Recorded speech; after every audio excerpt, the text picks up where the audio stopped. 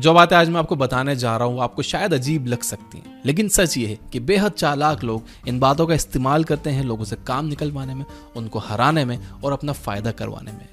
चालाकी सीखना अच्छी बात है, सीखो, लेकिन इसका इस्तेमाल आपको दूसरों की चालाकियों से बचने के लिए करना चाहिए, किसी का नुकसान करने के लिए नहीं। एंड जिंदगी में कई बार चालाकियां करना जरूरी होता है। आप किसी का नुकसान नहीं करते हो, लेकिन ये चालाकियां अगर आपको आती हैं तो आप नुकसान से बच जाते हो। ये बातें मैं आपको रॉबर्ट ग्रीन की book the 48 laws of power में से बताने वाला हूँ। फर्स्ट टाइम ऐसे फॉर्मेट में वीडियो बना रहा हूँ, अच्छा लगा तो लाइक जरूर करना। शुरू करते हैं। Play a sucker to catch a sucker seem dumber than your mark. Iqbal फिल्म में जब मैच का आखिरी ओवर बाकी रहता है तो इकबाल कैप्टन से जिद करके बॉल ले लेता है और वो एक के बाद एक 4 बहुत ही लूज बॉल्स डालता है। चारों बॉल्स बिल्कुल एक जैसी डालता है। बैट्समैन चारों बॉल्स पर सेम डायरेक्शन में 4 चौके मारता है। इकबाल ग्राउंड पर ऐसा दिखावा करता है जैसे उससे ये लूज बॉल्स गलती से हो गई हो। बैट्समैन को भी यकीन हो जाता है कि इकबाल बेवकूफ सा बॉलर है, लेकिन 5वीं बॉल डालने से पहले इकबाल उठकर धीरे से मुस्कुराता है और फील्डर को एक इशारा कर देता है। बैट्समैन यह इशारा नहीं देख पाता। बैट्समैन को पूरा यकीन होता है कि यह बॉल भी बिल्कुल वैसे ही लूज बॉल आएगी और होता भी ऐसा ही है। इकबाल फिर से सेम बॉल डालता है और बैट्समैन को लगता है कि इस बार भी वो चौका मार देगा। वो सेम शॉट खेल देता है, लेकिन इस बार एक फील्डर उसके ये शॉट खेलते ही वहां पहुंच जाता है और वो कैच ले लेता है। यह इस लॉ का परफेक्ट एग्जाम्पल है। आप बेवकूफ नजर आओ, दूसरों को स्मार्ट नजर आने दो और अपना काम निकलवा लो। स्मार्टनेस एक ऐसी क्वालिटी है जिसका कम से कम दिखावा करना चाहिए, लेकिन सिर्फ इतना ही नहीं, आपकी पसंद और आपकी हॉबीज भी आपकी स्मार्टनेस शो करती हैं। अगर आप लोगों को ये यकीन दिला देते हो कि उनके इंटरेस्ट, उनकी हॉबीज आपसे ज्यादा बेहतर हैं, तो उनका आप पर भरोसा बढ़ जाता है। वो आपको अपने आसपास रखना चाहते हैं क्योंकि आपके करीब रहने से वो ज्यादा बेटर फील करते हैं, वो ज्यादा स्मार्ट नजर आते हैं। Number 2, never put too much trust in friends, learn how to use enemies. अब जो मैं आपको बताने वाला हूं, जिनके साथ ये हुआ है वो लोग तो इससे बहुत रिलेट करेंगे, और जिनके साथ नहीं हुआ है उन्हें ये बातें अजीब लगेंगी। वो सोचेंगे कि ये वो क्या बकवास कर रहा है, मेरे दोस्त ऐसे थोड़ी हैं। तो सुनो, दोस्तों से सावधान रहो। दोस्त बहुत जल्दी जलने लगते हैं। दोस्त फ्यूचर में तकलीफ का कारण बन सकते हैं। किसी दोस्त की बजाय अगर आप अपने किसी पुराने दुश्मन को काम पर रखोगे तो वो दोस्त से ज्यादा वफादार होगा, क्योंकि उसे बहुत कुछ साबित करना है। आपको दुश्मनों से नहीं, दोस्तों से डरना चाहिए। KGF 2 में KGF पर कब्जा करने के बाद रॉकी अपने दुश्मन से दोस्ती कर लेता है जो पहले KGF के मालिक के साथ काम करता था, और उसे अपने काम पर रख लेता है, और वो इंसान अपनी वफादारी साबित करने के लिए पूरे जी जान लगा देता है। किंग हीरो को एक बार उनके दुश्मन ने बताया कि उनके मुंह से बहुत बदबू आती है। किंग को यह बात बहुत बुरी लगी और महल में पहुंचते ही उन्होंने अपनी रानी को डांटते हुए कहा कि तुमने मुझे इसके बारे में कभी बताया क्यों नहीं। रानी बहुत वफादार औरत थी। उसने कहा कि महाराज, मुझे लगा शायद सभी मर्दों के मुंह से इसी तरह बदबू आती होगी। इस इंसिडेंट से यह बात साफ हो जाती है कि जो बुराई साफ दिखाई देती है उसके बारे में हमारे दुश्मन हमारे दोस्तों से ज्यादा जानते हैं। क्योंकि आप अपने दोस्तों को अच्छी तरह जानते भी हो, तो फिर दोस्त रहते हुए अजनबी पर डिपेंड क्यों रहना। दिक्कत यह है कि अक्सर आप अपने दोस्तों को उतनी अच्छी तरह नहीं जानते जितना आपको लगता है। दोस्त अक्सर बहस टालने के लिए आपकी हाँ में हाँ मिला देते हैं। आपको तकलीफ ना हो इसलिए वो अपनी बैड क्वालिटीज छुपा लेते हैं। जब आप मजाक करते हो तो वो थोड़ा ज्यादा हंसते हैं। असल में आपको पता ही नहीं होता कि आपके दोस्तों के मन में आपके लिए रियल इमोशंस क्या हैं। आपके दोस्त मुंह पर तो यही कहेंगे कि आपकी पोएट्री बहुत अच्छी है, या आपका फैशन सेंस बहुत अच्छा है, या आपका गाना बजाना बहुत अच्छा है, लेकिन अक्सर ऐसा होता नहीं है। जब आप अपने किसी दोस्त को नौकरी पर रखते हो तो धीरे धीरे उसकी वो आदतें, वो बातें सामने आने लगती हैं जो उसने अब तक छुपा रखी थी।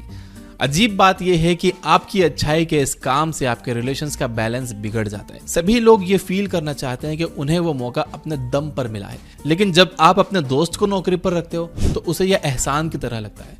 वो जानते हैं कि उन्हें एबिलिटी के दम पर नहीं बल्कि दोस्ती की वजह से नौकरी मिली है। इस बात से वो मन ही मन परेशान हो जाते हैं। रोमन हिस्टोरियन टैसिटस ने कहा है कि लोग अपने साथ हुए एहसान का बदला चुकाने की बजाय अपने नुकसान का बदला चुकाने के लिए ज्यादा तैयार रहते हैं, क्योंकि शुक्रगुजारी एक बोझ है लेकिन बदला लेने में मजा है। जब आप दोस्त को नौकरी पर रखते हो तो आपकी पावर भी लिमिटेड हो जाती है। बहुत कम मामलों में ऐसा होता है कि आपका दोस्त भी उस काबिल हो जिस काम के लिए आपने उसे रखा हो। वर्किंग एनवायरनमेंट में लोगों के बीच थोड़ी दूरी होना चाहिए। आप दोस्त बनाने की नहीं बल्कि काम करने की कोशिश कर रहे हो। पावर हासिल करने का तरीका यह है कि आपको यह अंदाजा लगाना आना चाहिए कि आपको सबसे ज्यादा फायदा कौन पहुंचा सकता है, दूसरी तरफ आपके दुश्मन एक गोल्ड माइन की तरह हैं जिनका इस्तेमाल करना आपको आना चाहिए। जब आप किसी पुराने दुश्मन को काम पर रखते हो तो वो जी तोड़ मेहनत करता है ये साबित करने के लिए कि आपने उसे चुनकर कोई गलती नहीं की है। इसलिए जब भी मौका मिले अपने दुश्मन से अपनी दुश्मनी दफन कर दो और उसे अपने काम के लिए रखने की कोशिश करो। दुश्मनों की मौजूदगी से परेशान मत होइए, बल्कि आप दोस्त के बजाय दुश्मन के साथ बेटर सिचुएशन में होते हो, क्योंकि दोस्तों के मामले में आपको पता ही नहीं होता कि आपके दोस्तों में से आपका छुपा हुआ दुश्मन कौन है। Number 3, conceal your intentions. आप किस मकसद से काम कर रहे हो ये जाहिर मत होने दो। इससे आपके कॉम्पिटिटर अंधेरे में रहेंगे और अपना प्लान भी नहीं बना पाएंगे। अगर उन्हें इस बात का अंदाजा ही नहीं होगा कि आप क्या करना चाहते हैं तो वो अपनी रक्षा का प्लान नहीं बना सकेंगे। इस तरह से आप उन्हें गलत दिशा में काफी दूर तक ले जा सकते हो और काफी समय तक गुमराह कर सकते हो। जब तक उन्हें आपके इरादों का एहसास होगा तब तक बहुत देर हो चुकी होगी। ज्यादातर लोग खुली किताब की तरह होते हैं। वो अपने मन की बात तत्काल कह देते हैं, वो मौका मिलते ही अपने थॉट्स एक्सप्रेस कर देते हैं, वो अपने प्लान्स के बारे में लगातार बोलते रहते हैं। वो ऐसा कई वजह से करते हैं। पहली बात, अपने इमोशंस और फ्यूचर प्लान्स के बारे में बात करने की अर्ज नेचुरल होती है। अपनी जुबान पर लगाम कसना और अपनी बातों पर कंट्रोल करना मुश्किल होता है। दूसरी बात यह कि कई लोग ये मानते हैं कि ईमानदारी और साफ बात करने से वो लोगों का दिल जीत लेंगे और अपनी अच्छाई को साबित कर देंगे। असल में वो गलत फहमी में रहते हैं। ईमानदारी एक ऐसा ब्लंट हथियार है जिससे कटता कम है लेकिन खून ज्यादा बहता है। आपकी ईमानदारी से लोगों को तकलीफ पहुंचने की पॉसिबिलिटी ज्यादा होती है। इसलिए समझदारी इसी में है कि अपने शब्दों को नाप तोल कर बोलो। समझदारी इसमें है कि लोगों से वही कहो जो लोग सुनना चाहते हैं। ये समझदारी नहीं है कि आप उन्हें वो कड़वा सच बता दो जो आप महसूस करते हो या सोचते हो। इससे भी बड़ी बात यह है कि जब आप अपने फ्यूचर प्लान्स और इंटेंशंस के बारे में खुलकर बता देते हो तो आपके बारे में कुछ भी छिपा नहीं रह जाता। ऐसी सिचुएशन में लोग ना तो आपकी इज्जत करेंगे ना आपसे डरेंगे। और याद रखिए कि जिसकी लोग इज्जत नहीं करते, जिससे लोग डरते नहीं, उनके पास पावर कभी नहीं आता। अगर आप पावर चाहते हो तो आपको अपने इरादों को छिपाने की कला सीखनी होगी। जब आप इस कला में माहिर हो जाओगे तो बहुत फायदे में रहोगे।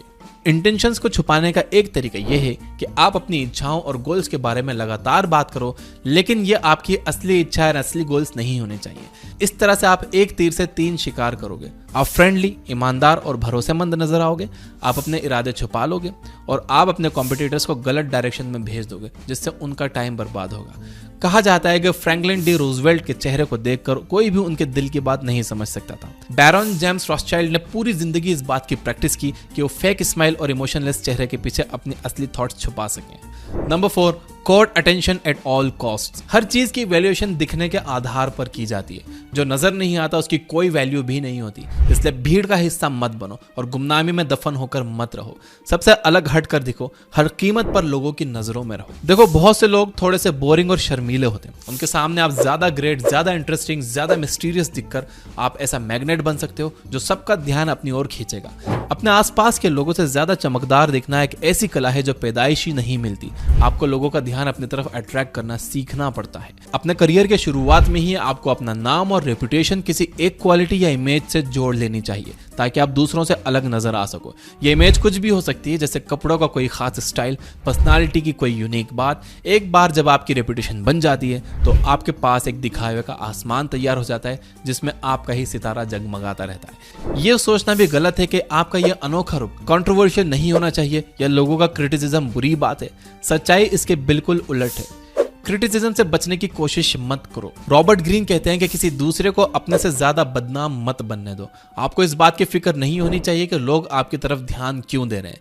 लोगों का ध्यान चाहे जिस भी वजह से आपकी तरफ हो, आपको उससे फायदा ही होता है। लोग आपको नजरअंदाज करें, इससे अच्छा यह है कि लोग आपको क्रिटिसाइज करें। कम से कम आप चर्चा में तो रहोगे। किसी ऊंची पोस्ट पर बैठे इंसान को क्रिटिसाइज करने से आप चर्चा में आ जाते हो, लेकिन इस स्ट्रेटजी का इस्तेमाल कभी कभार ही करना चाहिए, क्योंकि बार बार ऐसा करने से लोग इसे सीरियसली लेना बंद कर देंगे। पैब्लो पिकासो ने कभी खुद को इग्नोर नहीं होने दिया। वो हमेशा पब्लिक के सामने नई पेंटिंग्स की ऐसी सीरीज रख देते थे जो सबके एक्सपेक्टेशन से एकदम डिफरेंट होती थी।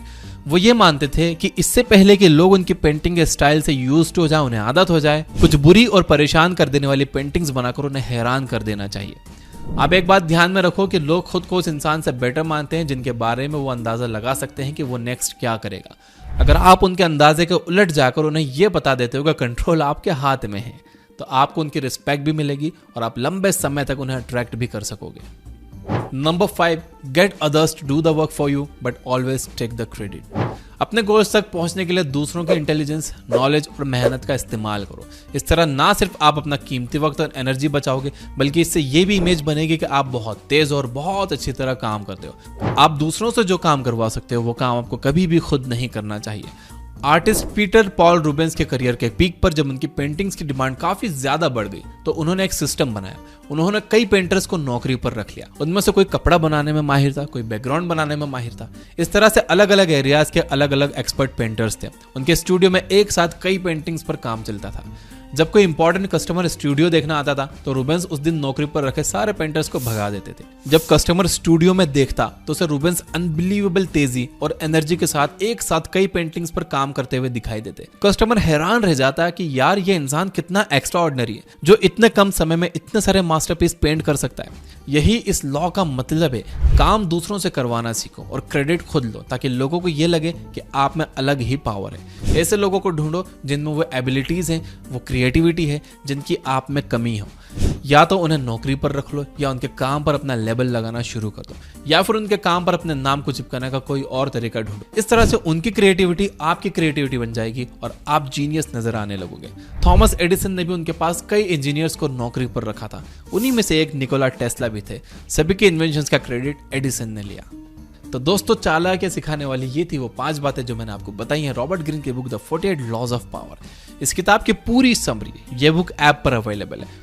वहां पर आप 400 से ज्यादा फ्री बुक समरी सुन सकते हो और 600 से ज्यादा प्रीमियम बुक समरी सुन सकते हो, और जिस पर आज ऑफर चल रहा है जस्ट 199 में आप 1 साल का प्रीमियम प्लान ले सकते हो। सिर्फ आज के लिए ये ऑफर है। मैं देख रहा हूँ कुछ और एप्स हैं जो कि 1000 रुपए से भी ज्यादा चार्ज करते हैं उनकी प्रीमियम मेंबरशिप के लिए, जहां पर इतनी सारी बुक समरीज भी नहीं है और हर क्लिक पर वहां एड्स आते हैं। और कुछ और प्लेटफॉर्म है जो एक बुक समरी के लिए 400, 500 यहाँ तक कि 1000 रुपए तक चार्ज करते हैं जस्ट एक बुक समरी के लिए। मैं पर्सनली फील करता हूँ कि ये सही नहीं है। मैं अपनी बात करूंगा, ये बुक ऐप हमने प्रॉफिट कमाने के लिए नहीं बनाई। मैं हमेशा से यही मानता हूं कि जो हिंदी रीडर्स हैं जो इतनी महंगी महंगी बुक्स अफोर्ड नहीं कर सकते, उनका भी अधिकार है कि वो इन बुक्स से नॉलेज ले पाए, अपने लाइफ में अप्लाई करें और अपनी लाइफ को और अपनी सोसाइटी को और अपने देश को एक बेहतर जगह बनाएं। कई लोग मिजरेबल लाइफ जी रहे हैं, उन्हें कोई ये बताने वाला नहीं है कि क्या करना है, दुनिया कैसे चलती है, पैसे से पैसे कैसे कमाया जाता है, जॉब इंटरव्यूज में कैसे बात की जाती है, कैसे प्रॉफिटेबल बिजनेस बनाया जाता है। कोई नहीं है बताने वाला, और ना उनके पास इतने पैसे हैं कि वो कोई कोच या मेंटर या महंगी बुक्स अफोर्ड कर सकें। इसलिए इस ऐप के ईयरली प्रीमियम की प्राइस इतनी कम रखी गई है कि सभी लोग इसे अफोर्ड कर सके। क्योंकि मैं जानता हूं कि आप में से ज्यादातर स्टूडेंट्स हैं और आप 500 या 1000 रुपए की एक बुक समरी या फिर 1000 रुपए का ईयरली प्रीमियम प्लान अफोर्ड नहीं कर सकते। अब आपके मन में यह सवाल आ रहा होगा कि तो फिर इस ऐप को पूरी तरह से फ्री कर दो, प्रीमियम की जरूरत ही क्या है। देखिए, इस पर 400 बुक समरीज फ्री हैं ऑलरेडी, और जहां तक मैं जानता हूं पूरी दुनिया में ऐसी कोई ऐप नहीं है जो इतनी सारी फ्री बुक समरीज दे रही हो। एंड दूसरा ये कि पूरी दुनिया में ऐसी भी कोई ऐप नहीं है जो इतनी सारी फ्री बुक समरीज दे रही हो बिना किसी एड्स के। यह book app is an ad free app. और तीसरी बात यह है कि जो हमारे राइटर्स हैं, इंजीनियर्स हैं, ये सब स्टूडेंट्स हैं और ये फुल टाइम काम कर रहे हैं, और इस ऐप का प्रीमियम प्लान्स के अलावा कोई सोर्स ऑफ रेवेन्यू नहीं है। 3 साल से प्रीमियम यूजर्स की मदद से हम इसे ब्रेक इवन पॉइंट पे चला रहे हैं, यानी कोई प्रॉफिट नहीं, कोई लॉस नहीं, और ये सक्सेसफुली चल रही है। तो सभी प्रीमियम यूजर्स को दिल से थैंक यू। तो अगर आप 199 का प्रीमियम प्लान ले सकते हो तो जरूर ले लो। इससे आप 400 और बुक्स अनलॉक कर लोगे, और हम डेली एक new book summary premium users के लिए डाल रहे हैं, और प्रीमियम यूजर्स के लिए और भी काफी कुछ आने वाला है। Finally, you guys are amazing. Keep reading, keep learning, keep growing. Thank you for watching.